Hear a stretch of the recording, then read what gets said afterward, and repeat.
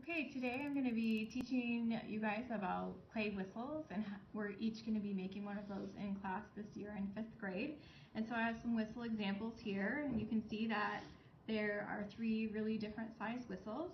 And that's a really important thing about whistles because the size of the whistle helps determine the sound that the whistle makes. So a larger whistle, or specifically the size of the hollow chamber on the inside, determines the pitch of the whistle. So a large chamber will make a low sound. Think about like a trombone or a tuba makes a really low sound. And then this is a more medium-sized whistle, so it'll be a little bit higher. And then this is a very small whistle, and it'll make a very high pitch. So I'll go ahead and play on these whistles so you can hear the different sounds. So you can hear that low pitch. A little bit higher, that's a better whistle. It's got a really nice sound to it. And then this one has a really high pitch. And this whistle actually has a hole in it. Can you zoom in and see that hole? Right there. Oh, right there. That, yep. Right there, yep. Okay. So that allows you to actually make more than one sound. So if I blow in the whistle and then I move my finger on the hole, it'll make a different sound.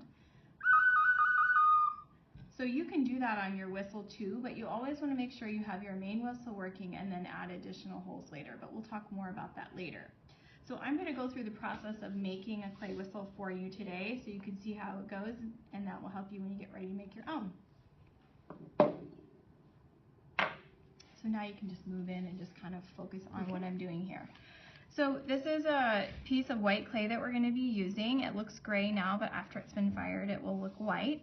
And the shape of your whistle can be either an egg shape, a sphere, or a cube, and those are the best 3 shapes to work with. So I'm going to show you how to make this lump of clay into those different forms. So you'll get kind of a squarish cube of clay from me. So this is an easy way to start with a cube. So to make a cube, I would just work on tapping this down and making this into a nicer cube form. And that looks pretty good. And so then you would just use this string and you're going to cut the clay in half, and you want to try to cut it equally. So with the cube it doesn't matter which direction you cut the clay. Okay, now I'm not actually going to cut this in half because I'm going to talk about the other shapes too. So in the beginning I started with kind of a cube shape. So basically what I would do is just tap the corners of the clay down just to make it a little more rounded to start with. And then after you've done that, when your hands come together, they kind of make like a cup or a ball. So you can just move the clay back and forth like this and just tap it into that nice sphere shape. And then you can also roll it on the table and try to get it nice and rounded. But the more you work with the clay to get it into your shape that you want, the drier the clay will get because your hand soaks up the moisture and the mat soaks up the moisture, so you want to get to that shape pretty quickly. So with the sphere, it doesn't matter, like I said, how you cut it, because the sphere is the same all the way around. But last I want to show you how to make the egg shape. So for an egg shape, I do the same kind of cupping thing with my hand, but I keep my hands longer, and that helps the clay spread out. So you just kind of pound on it basically. So I'm getting it elongated. So that's an egg shape. You don't want to make something really long and skinny because your chamber inside would be much too small and could collapse easily. So you want to make it not much longer than this egg shape right here. Now it got kind of some wrinkles in it, so I'm just gonna work on smoothing out those wrinkles, make it my shape look nice overall. Okay, so to cut the egg shape, you're gonna cut the length, not the width. So go along the length of it, and you just wrap your fingers around the string and then pull it through as far as you can, and then pick it up and pull it through the rest of the way. And then I have 2 halves, and I'm going to actually hollow the centers out of this clay. And I want to be sure that I only take a certain amount out, so I use a tool from the tool container, and I make a line around to make it about the thickness of my pinky all the way around, and then I'll know that I'm just hollowing out on the inside of this part right here. So I'll do that on both.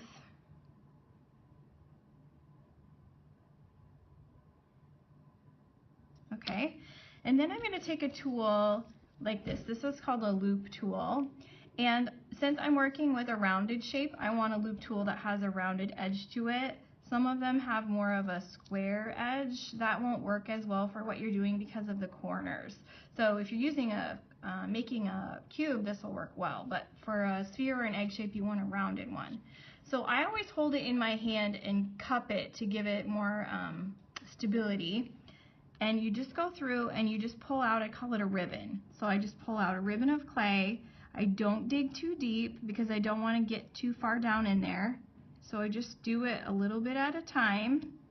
And by keeping it in your hand like this, you can feel how far you're getting down into the clay. Sometimes I like to turn it and get it at a better angle. And then when you think you have enough, because you want to make this thickness go all the way around. So if you think you have enough, then you just feel it. And if you feel a place like I feel that's a little thicker right there, then I just take a little bit more out. Okay? So same thing on the other side. So notice that I'm not stabbing. I'm not stabbing down into it. I'm just taking a little bit, the ribbons out, a little bit at a time. Sometimes when you're working with it, the tops can get kind of roughed up. So I'll show you how to fix that. You feel that? That feels pretty good. So if it gets roughed up here, you can just take it and turn it over and just tap it down to smooth that back out, because you're going to put these two back together now. Okay? So to put it together, you can use a tool. It doesn't really matter what tool you use. And you're going to score it. So making marks in the clay like this is called scoring. So I'm not cutting it, I'm just making marks on both sides, and this will just help when we put the slip on to hold the two pieces together. The slip will get down into these grooves. So remember that slip is a mixture of clay and water. So it's just kind of a gooey, like a peanut butter consistency. And you just take a little bit of the slip and you put it on just one piece. It doesn't need to be on both. Spread that around. And then you set the two back together. And if they don't fit exactly, it's okay. Just press them together. And I like to go around and just kind of get them lined back up like they should be. Okay. And then that's not enough though, because that won't keep that together well enough. So I used some of my extra clay, and I'm going to make a coil. So in 3rd grade we made coils, coil pots. So a coil is just a long, like a rope of clay.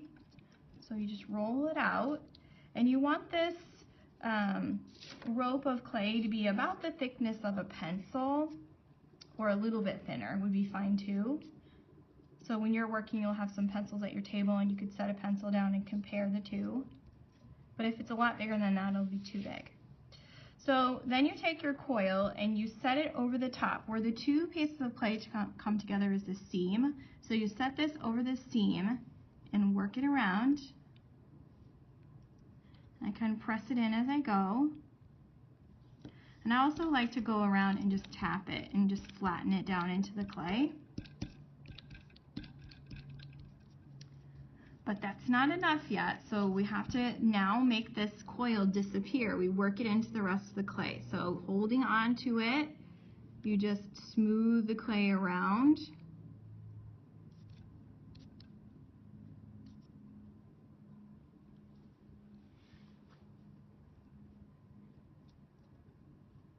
And then you don't really want to use slip. If you use slip, you start making it too slick. So I just like to work with my fingers, or you can roll it around to get that extra clay smoothed in. But you really do want to make that extra clay disappear and become part of the rest of the chamber.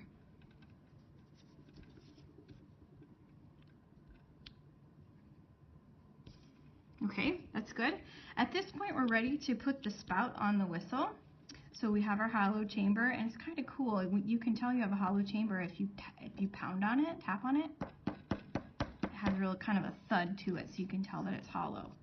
So to make the spout, you want to make a little ball of clay about the size of a small grape. So I'll roll that up with my hand. So I have that little shape there. And I actually want to turn it into a cube, so it'll be about the size of a dice or a die. So I just tap it and kind of squeeze it with my fingers a little bit and make this little spout.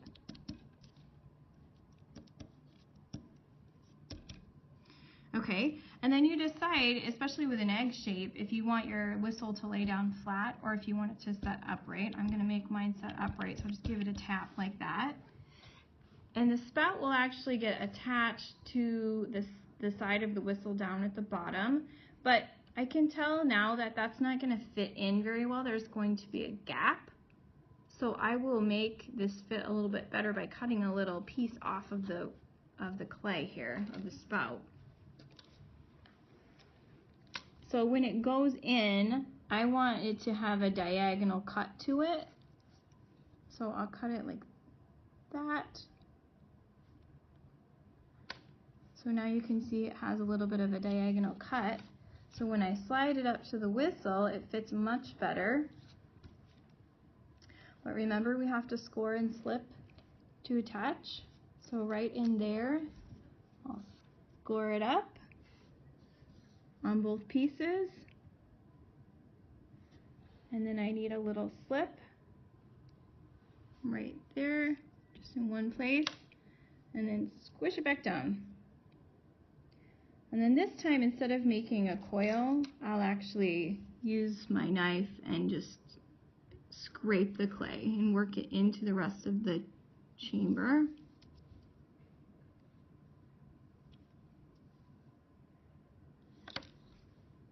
All right, so now my spout is attached, and now I'm ready to start to make this be a whistle. Okay, so I'm always looking at the bottom. So this is where the whistle sat. Okay, so when I work on making the whistle work, I work on the bottom. So you want to come up over the top here. Okay, so to do this, basically you need two tools. You need two popsicle sticks. And so I always hold on to the spout with my fingers to take care of it so it doesn't rip off.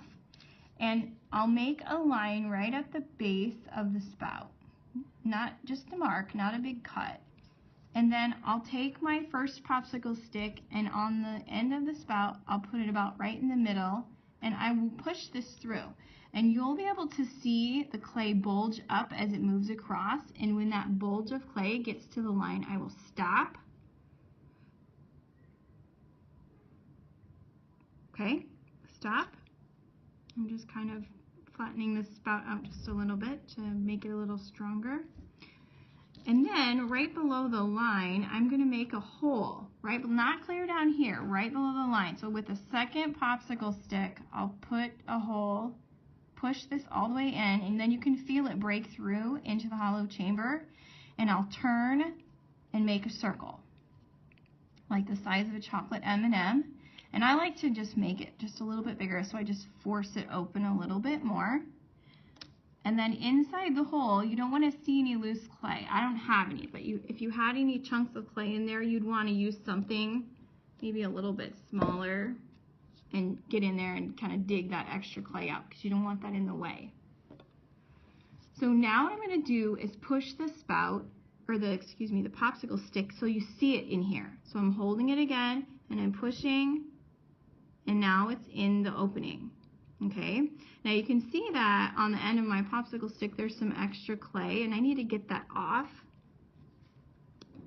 So I will kind of dig that off the end, get that out of the way. If you leave that there, it can block the hole, and the hole is very important for air to get through. Okay, so now that's in there, that's clean as I move it back and forth. Now I'm not going to take this popsicle stick out yet, but I'm going to get it out of my way a little bit. Now what I have to do in here is I have to make something called a wedge. So if you think of like a wedge of cheese, it comes to a point at the top like that. So what happens is the air comes down through the spout and it hits the wedge, and half of the air goes to the outside and half of the air goes to the inside, and that's how the whistle works. So this clay right there is pretty much flat. It has a little curve to it, but it's pretty much flat right inside there. Can you see that?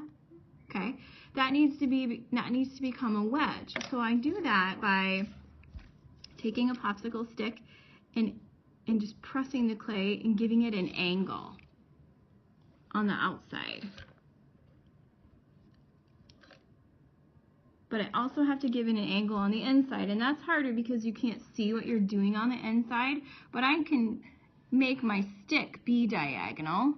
So I just kind of move it back and forth like that. And now I have a wedge. So you can see it right in there, the wedge. The clay should come up to a point. And then I'll push my popsicle stick down, and my popsicle stick needs to come right down on top of that wedge. Say my clay was like further back in there like that. If the popsicle stick comes down and it's not right on top, your whistle will not work. So you might have to do some adjusting to make that be in line. It should come right down on the point. Okay, so now I think I have a whistle that will work. So I'm going to carefully pull this out. And you want to make sure that your lips are dry. So if your lips are a little bit wet, you can just use like your arm like that and just get any wet off. And then you just put it in and blow. And I have a whistle.